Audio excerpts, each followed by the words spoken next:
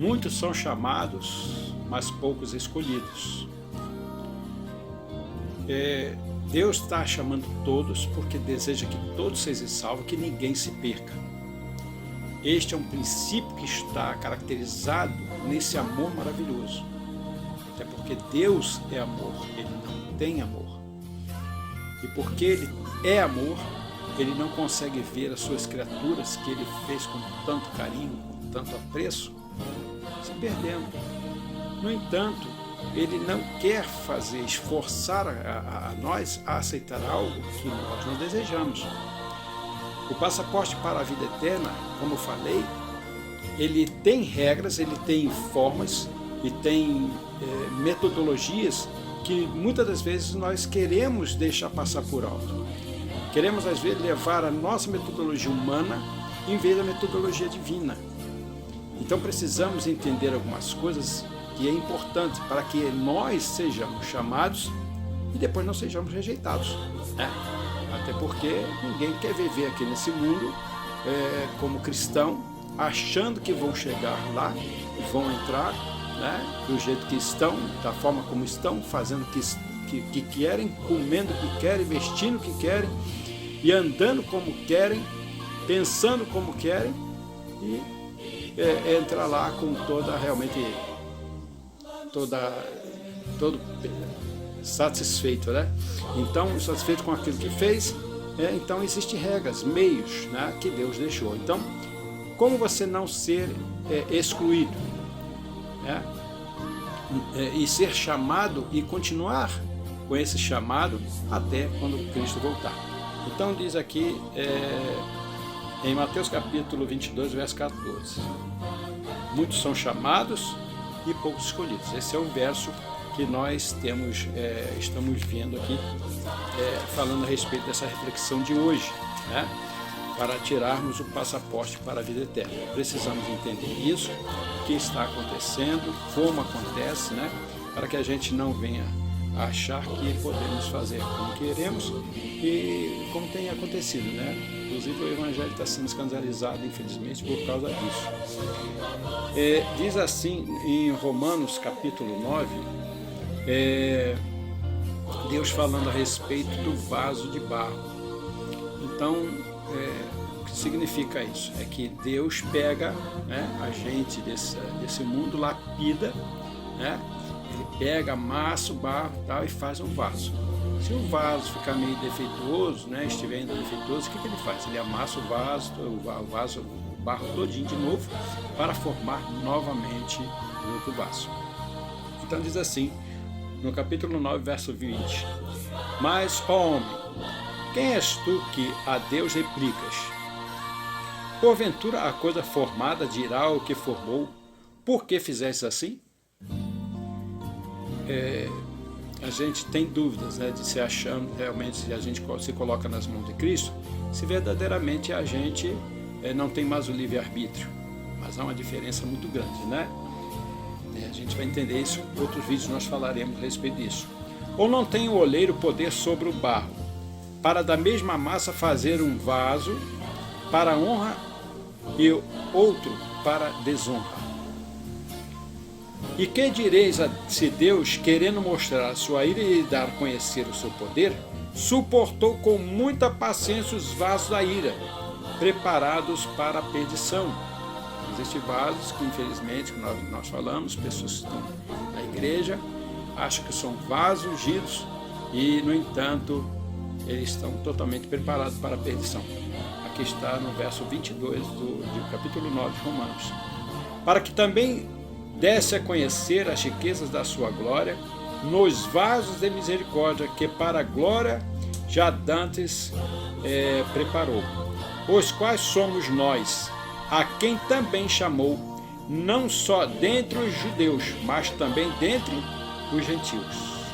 Como também diz lá em Osés: chamarei meu povo ao que não era meu povo, e amada a que não era amada. E sucederá que no lugar em que lhes foi dito: vós não sois meu povo, aí serão chamados filhos do Deus vivo. Então é uma oportunidade que Deus está dando para mim e para você, para sermos chamados. E está sendo chamado. Assim como as pessoas pensam que só o povo de Israel está sendo preparado para a eternidade, é um engano muito grande, né? Então, Deus está preparando um povo, Ele está chamando você, está chamando uma multidão, mas são povos escolhidos, infelizmente, inclusive dentre os judeus, né? E aqui também, nós temos aqui em 1 Coríntios capítulo 10, no verso 5, diz assim: mas Deus não se agradou da maior parte deles, pelo que foram prostrados no deserto. Isso mostra que o povo de Israel mesmo, na época do deserto, muitos deles, né, foram reprovados e ficaram no deserto, não foram para a terra de Canaã. Isso dá a mesma visão para nós, com relação a hoje, né? Nós podemos perder a Canaã celestial, né? Essa terra maravilhosa que Deus preparou para você e para mim, para nós viajarmos, né? E podemos perder. Então não pense que você, no caso, entrará lá como você pensa, né? Como você quer. Até porque o próprio Cristo mostrou isso, né? Para nós, né? E tendo como irmão mais velho, ele se demonstrou para você e para mim, no sacrifício que ele fez. Então ele deixou a forma como você deve fazer para você não só ser chamado, mas para evitar ser também, no caso, excluído, né? Para que você possa ser escolhido, além de ser chamado, ser escolhido para a eternidade. Diz assim um pensamento desejado pelas nações, na página 312. O irmão mais velho, que é Jesus Cristo, de nossa família, acha-se ao lado do trono eterno. Olha toda a alma que se volve para ele como Salvador. Conhece por experiência as fraquezas da humanidade, nossas necessidades e onde jaz a força de nossas tentações, pois foi tentado em todos os pontos como nós, e todavia sem pecado. Está velando sobre ti e sobre mim. Tremendo Filho de Deus, estás tentado? Ele te livrará. Estás fraco? Ele te fortalecerá. És ignorante? Ele te esclarecerá. Estás ferido? Ele te há de curar. O Senhor conta o número das estrelas, todavia, sara os quebrantados de coração e liga-lhes as feridas. Vinde a mim, eis seu convite. Sejam quais forem vossas ansiedades e provações, exponde o vosso caso perante o Senhor Deus. Vosso espírito será blindado para a resistência. O caminho se vos abrirá para vos desvencilhar dos embaraços das dificuldades. Quanto mais fracos e desamparados vos reconhecedes, tanto mais fortes vos tornareis em sua força. Quanto mais pesados os vossos fardos, tanto mais aprazíveis o descanso em os lançar sobre aquele que está pronto a conduzi-los. O descanso que Jesus oferece depende das condições, mas estas são plenamente especificadas. São condições que todos podem cumprir. Ele nos diz como podemos obter seu descanso.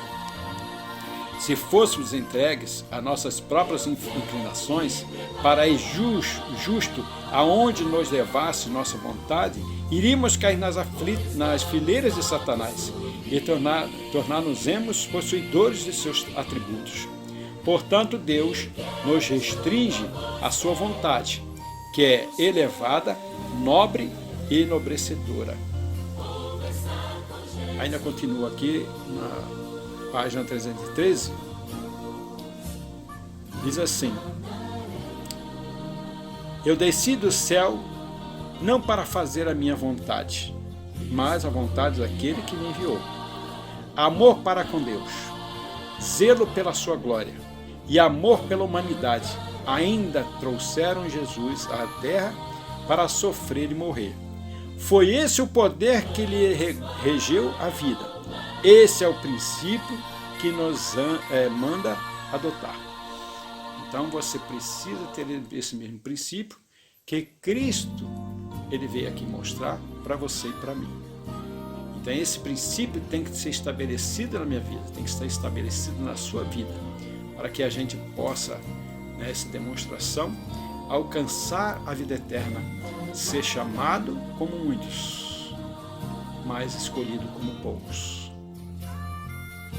A vida eterna é essa: te conheçam a ti como único Deus e a Jesus Cristo a quem enviaste. São João 17:3. Que Deus possa te abençoar e fortalecer sua vida, e que essa mensagem possa chegar ao seu coração.